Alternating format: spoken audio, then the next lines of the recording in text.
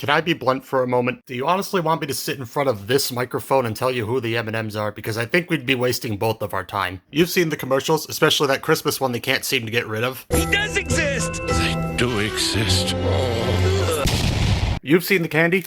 You ever go to the movies? They always got that pre-movie promo that kills me every single time. You think I'm an idiot? You can custom order your own bags. They got whole dedicated stores just for the candy, which you can buy by the pound, and merch coming out the butt. And who could forget the video games. I only have the cover for this one because the day this game stopped working was also the day a young Max learned what scissors were. M&Ms Blast is a Mario Party clone. I could end the video right there. I grew up with a handful of games that were in what you would call the not Mario Party genre. They were party games that followed the typical party game formula, a few boards, characters from a specific franchise moving around on said board, and some minigames tossed in between turns. I know Mario Party didn't invent this formula, but it's easy to associate with as a point of comparison in terms of video games. Most of my memories with party games center around similar games like Wii Party, Pac-Man Fever, and the subject of this video, M&Ms Blast on the Game Boy Advance. It was developed in 2001 by Majesco under their in-house team, Pipe Dream Interactive, and was published alongside Simon & Schuster Interactive, the video game division of the Simon & Schuster publishing group. While said group is still going strong today, nearing their 100th year of operation, the interactive branch has fallen off the face of the earth as of the late 2000s. I'm no stranger to the M&Ms tie-in games, as I have just shown, and while I do plan to discuss these other games at some point in the future, I actually want this to be a shorter video for once. I'll be playing M&Ms Blast today for something quick and easy to get out this month, something not so research heavy, and won't become a cancerous mass on my hard drive. Enough babbling from me now.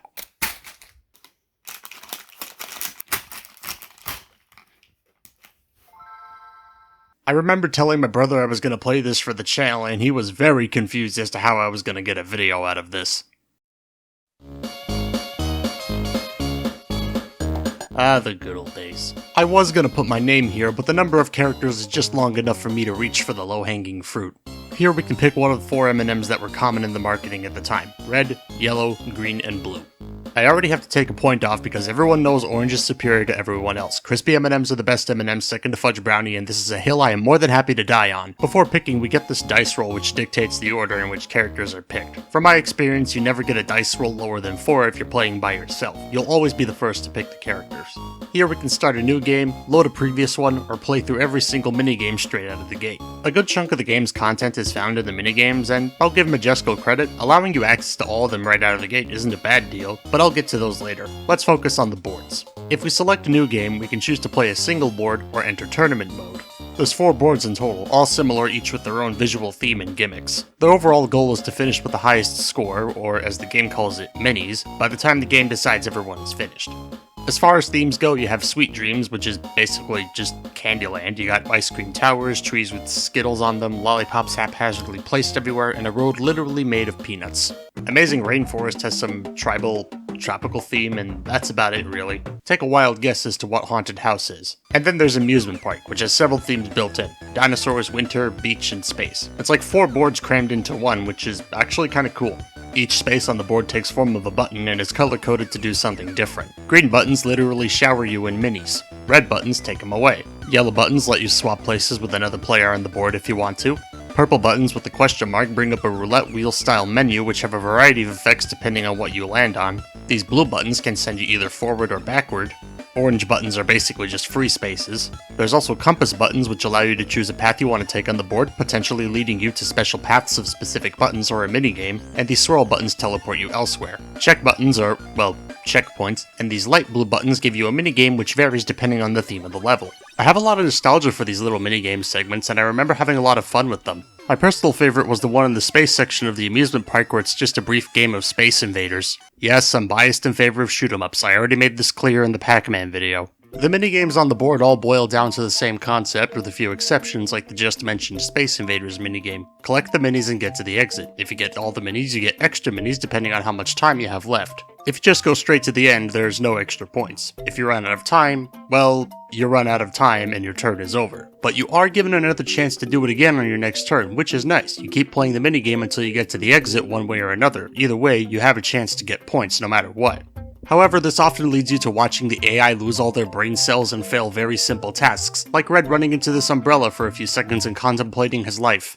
Each board presents their games in a different and somewhat unique way through theme, but it still copy-pastes the formula to some degree. For example, in Sweet Dreams you have a platforming segment where you're jumping across what I can only assume is starbursts to avoid falling into the water. One of them is green, and I've personally never seen green starburst, but apparently lime starbursts do exist, and apparently they were part of the original launch of the candy when it was called Opal Fruits. They're all similar with you dodging or getting around some sort of obstacle to collect minis and having a small twist to each, like avoid the darts, avoid rolling skulls, don't touch the penguins which has you on ice sliding around everywhere, and sand crabs will pinch you. I know what I'm putting in the description. The music in these moments also goes hard for absolutely no reason, and hearing this for the first time after so many years felt so good. It's some of the most intense music in the game for absolutely no reason, and I love it. Listen.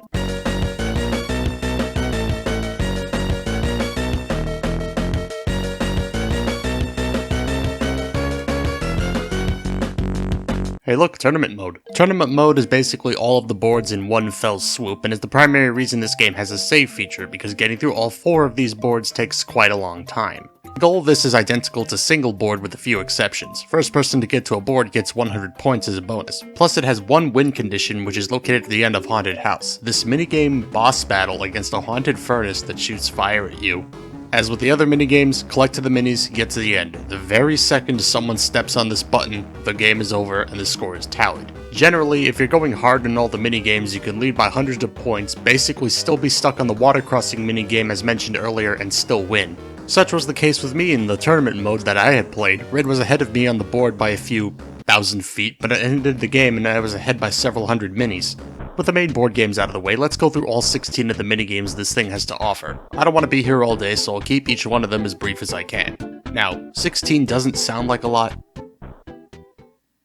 because it isn't. For comparison, the Super Mario Wiki tells us that Mario Party Advance had 50 minigames crammed into the cart, though it may have used the larger cart size, the largest being 32 megabytes given it came out 4 years after this did.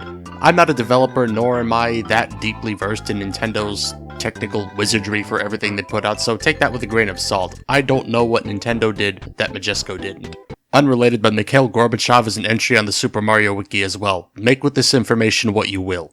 Let's start with the first one, Candy Catch. Hold B to win. Move under the candy as it falls. When I was playing this, I ran into an instance where the game didn't register that I caught the candy, which was kinda weird. Miniature golf. If you ever wanted to play golf as sentient candy, here you go. It can be difficult to see with your huge-ass character getting in the way, but it's not the worst. I've played worse mini-golf games, but I've also played much better than this. There's actually a few variants of this one that has water hazards, which is a good way to showcase my superior golfing skills. Candy Rally. Drive around and collect the candy. If you press B, you can leave behind a cloud of smoke to throw off your opponents, but it's primarily just a useless ability. By the time you get your foes to drive into one, the game is over. Hoop Shoot. You're candy, and you're f***ing ballin'. Do I have to say anything else? Okay, maybe I do. It's a game of timing, and it's very simple. Line up the red dot with the green dot to shoot hoops and score points. I thought it was a case of the better you line up the dot, the more points you get, but if the green dot is over the red dot in the slightest amount, you get points. Also, green is cheating. Hurdles race. You mash A and you press up to jump. This was my least favorite growing up because I couldn't grasp the fact that you have to jump over the hurdles, and I always was wondering why I would lose. These days the game is trivial, both on original hardware and on the emulator I used. Balloon blow up. I mean, this is kind of self-explanatory, most balloons wins. Once you find the rhythm of when to press A, the game is pretty much just playing itself. Skydiving. Jump out the battle bus and collect candy on your way down. That line is even stupider out loud than it was on paper. I remember this being my favorite as a kid. In my opinion, it's one of the more visually interesting of the minigames, but playing it again, it is slow. Like, really slow. Not that the slowness is a bad thing, but there's just not much going on. The only thing of note that I can think of off the top of my head was that when I was playing this for the first time, the audio started freaking out. Like, listen. It sounds like someone's making popcorn in the background. I tried this on original hardware and no, it didn't happen. Candy count. Basic math. Closest to the on-screen amount wins. The only added bonus is that the game can regularly screw you over at the very last second by having several candies spawn in and throwing off your count. It did this to me so many times. If your count is even off by one candy, you lose. Target shoot. It's hurdles with guns. The closer to the bullseye you hit, the faster you move. Or you can spam your shots and wonder why you won by the skin of your teeth. Candy match, otherwise known as brand recognition in the video game. Match the candy cards as fast as you can. Half of these aren't even M&Ms, and I'm not gonna lie, I feel ripped off. Candy bounce. Here's footage of Atari's Warlords. Here's footage of Candy Bounce. Here's footage of Atari's Warlords superimposed onto Candy Bounce.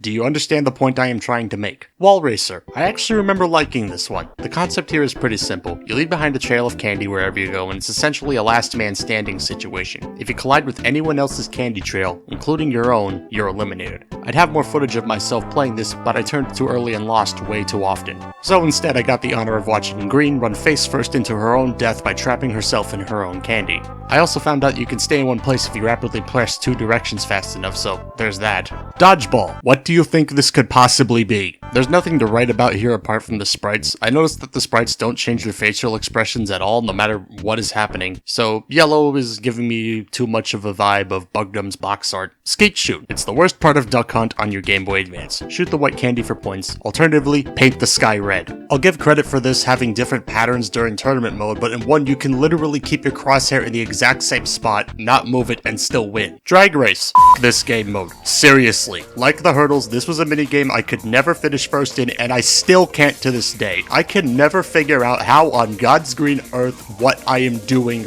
wrong. I either end up going too slow or blow out my engine right out of the gate. Space chase. Literally the exact same thing as Candy Rally, but there's no walls and you can shoot instead of leave behind smoke. You may have noticed for this clip that I'm in a 2-player game instead of 4. That's because in a 4-player match, the game can end pretty much as soon as it starts. Here's the very first clip I took of this game mode, unedited.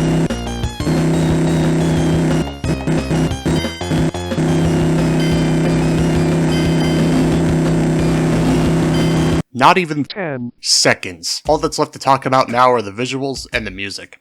Visually, I'm gonna be completely honest, it's not bad. The M&Ms themselves are a simple enough design that the characters and their 3D models can easily be crushed into the cartridge in decent enough detail. The backgrounds are good, and while the set pieces are a little repetitive in terms of visuals, they're not hard- Visuals? G. With a G. Yeah, visuals. That's what I'm calling it now. In terms of visuals, they're not hard to look at and they don't need to be amazing. It's a party game. If you turn down a party game because the boards are ugly, what are you even doing? Music-wise, the songs playing on the game boards are okay, but they're not much to write home about. The songs fit the themes okay enough, though some of the sounds are a bit annoying as there isn't much way to skip them or ignore them. Like in the scoring screen, where you have to constantly listen to the sound of the scores going up and have no means of getting past it without waiting. Also, that theme that plays in the minigames, it plays in every minigame. Every single one.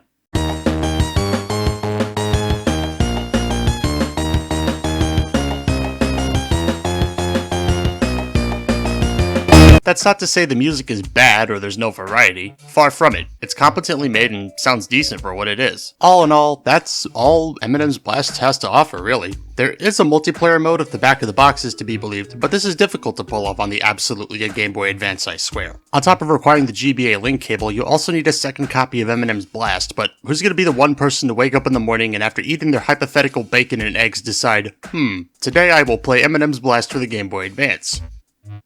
Oh wait, me. I'm gonna be honest, I don't think it's fair to completely dismiss this game as complete trash meant to get a quick buck. Yes, this game, at the end of the day, exists to sell candy. Majesco has published a lot of games over the years. They were a small studio in the early 2000s, anything was fair game. Give them some credit. Despite the game lacking in content a little bit, it still feels like they tried. Majesco's not an incompetent studio that farts out whatever game they can find that might make them money. Most of the time, but they themselves have published some decent titles over the years. Granted, they were published, not developed directly by them, but they still put them out there. They published most of the original Cooking Mama titles, they published Iridian 3D, developed by Shinin, one of my favorite shoot-em-ups for the Game Boy Advance. They were the publishers of the first Psychonauts, and were behind Game Boy Advance Video. After all, who doesn't want to watch Shrek in a 160p screen standing under a lamppost? And Pipe Dream Interactive, their in-house studio, was responsible for porting the original Tom Clancy's Rainbow Six to the Sega Dreamcast, a version that was apparently just as good as the Nintendo 64 version based on reviews. Heck, Majesco is still around today as a publisher. But to reiterate, the most important aspect of a party game is to be able to have fun, like any game.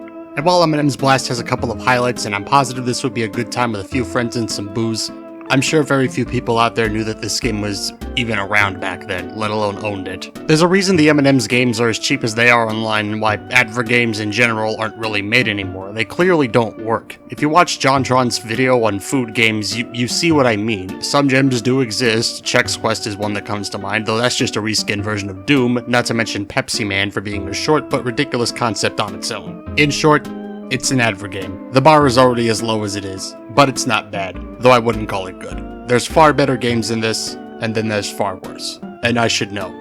I have worse. Thank you so much for watching. Leave a like and your thoughts down in the comments below. If this is your first time visiting the channel, check out my other content and consider subscribing. I'm Mr. Max. I'll see you next time.